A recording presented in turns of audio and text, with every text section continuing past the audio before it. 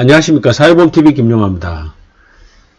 가족의 개념이 퇴색되고 있습니다.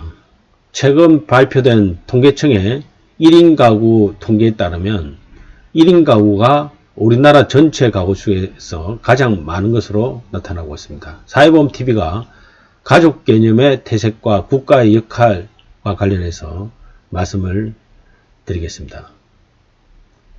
1인 가구가 빠르게 증가하고 있습니다. 통계청에 따르면 2020년 우리나라 1인 가구 수는 664만 가구입니다. 전체 가구 중에서 31.7%로 차지하고 가장 많습니다. 2020년을 기점으로 인구는 감소 추세로 들어간 반면 전체 가구 수는 오히려 증가했습니다. 2015년만 해도 우리나라의 1인 가구 비중은 27.2%로 OECD 평균 수준이었습니다. 대체로 노르웨이, 스웨덴 등 북유럽 국가의 1인 가구 비중은 40% 내외로 높고 영미권 국가는 우리와 유사하고 서유럽 국가는 우리보다 상대적으로 높았습니다.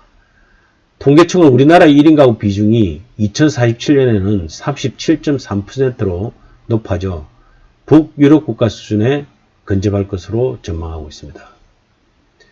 20대의 학업과 취업 등으로 부모로부터 분가하고 30대, 40대가 되면 혼인과 출산 등으로 2인과 상인 가구가 늘고 60대가 되면 이혼, 사별 등으로 고령 가구에서 1인 가구의 비중이 늘어나는 일반적인 생애주의의 흐름과 연결해보면 인구 구조의 변동에 따른 1인 가구 수의 증가는 자연스러운 측면이 있습니다.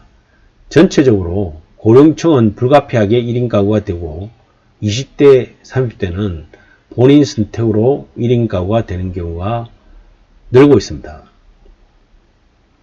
가족의 개념이나 소중함이 퇴색되고 있습니다. 물론 1인 가구라고 해서 가족이 없는 것은 아닙니다. 동거하지 않을 뿐 가족관계를 유지하는 경우가 대다수이지만 혼자 살면 혈연적 가족이 더 이상 본연의 기능을 충분히 수행하지 못하게 됩니다. 인류는 호모 사피엔스로서 종을 분리하기 전부터 가족 단위의 공동생활을 했고 그것이 다른 종에 비해 경쟁력을 가지고 진화할 수 있게 된 원동력이 됐음을 부정하기 어려울 것입니다. 1인 가구가 40%에 접근하는 시대는 노인 인구가 40%에 이르는 것과 다른 차원에서 새로운 과제를 던져주고 있습니다. 삶의 형태로 1인 가구는 2인 이상 가구와 큰 차이가 있습니다. 주거 혹은 식생활 등에서 규모의 경제가 취약하고 범죄와 질병 등 비상시 대책 능력이 떨어지고 정서상으로는 고독 문제가 존재합니다.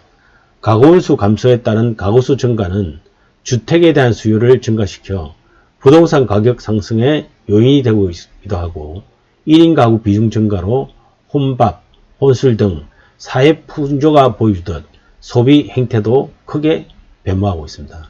또한 30대 1인 가구 비중이 늘고 있는 것은 마누라 현상의 연장선상에서 저출산의 원인이 되기도 합니다. 공동체 단위에서 가족 단위 너머에는 지역사회와 국가가 있습니다. 1인 가구가 증가하면 과거 가족이 했던 많은 기능을 지역사회와 국가가 수행해야 합니다. 스웨덴 등 북유럽 국가에서 1인 가구의 비중이 높음에도 출산율이 높고 고령에도 평안한 삶을 이어갈 수 있는 것은 가족 기능을 지역사회와 국가가 담당했기 때문일 것입니다. 이에 비해 우리나라는 1인 가구의 증가에 발빠르게 대응하지 못하고 있습니다. 가계 단위가 아닌 개인 단위의 삶의 영역이 확대되고 있음에도 불구하고 법과 세제 등 각종 제도는 여전히 가족 중심적인 것이 많고 사회제도는 개인과 가족 사이에서 중심을 못 잡고 우왕좌왕하고 있습니다. 지역 단위 커뮤니티가 제대로 형성되지 않은 상황에서 국가 단위의 공동체가 가족의 공백을 메꾸지 못한 결과 저출산과 노인 빈곤 등 사회 문제가 속출하고 있습니다. 5G, AI, 메타버스 등 4차 산업혁명 진전이 가족이 없는 빈 공간을 기능적으로는 채워나가겠지만 개인 중심 나노사회에서 고독한 인간의 행복을 유지할 수 있게 하는 새로운 경제사회 시스템 구축을 위한 지역사회와 국가의 적극적인 노력이 요구됩니다. 사회보험TV였습니다. 감사합니다.